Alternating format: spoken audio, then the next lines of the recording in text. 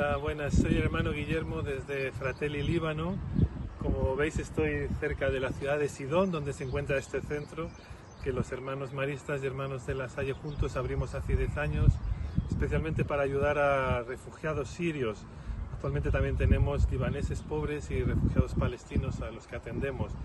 Casi 1.300 personas pasan cada semana aquí en este centro, desde niños, jóvenes y adultos, especialmente programas para darles formación profesional, apoyo psicológico, alfabetización, deporte, actividades lúdicas. Desde hace una semana estamos cerrados porque ha empezado la guerra en Líbano otra vez.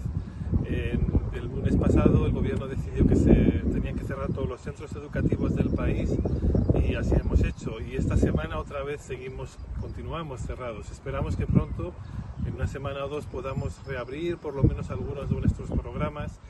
Y estamos también pensando posibilidades de ayudar en los shelters, en los refugios que hay de desplazados en la ciudad, para hacer también actividades con los niños.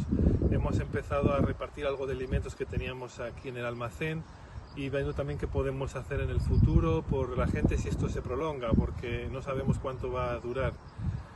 Os agradecemos mucho que estáis en los colegios precisamente este año ayudando a Fratelli con la campaña de solidaridad, y no imaginábamos que iba a ocurrir esto de la guerra otra vez, que ya tuvimos hace un año y medio.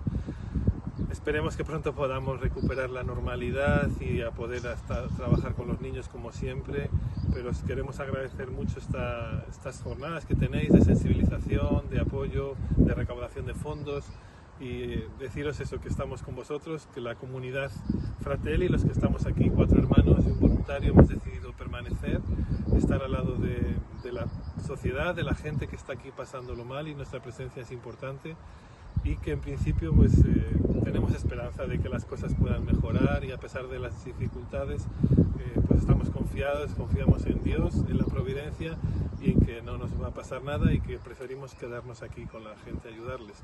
Entonces, muchas gracias, que tengáis una buena actividad y que, bueno, pues eso, que sabéis dónde estamos, cualquier cosa nos podemos comunicar. Rezad por la paz.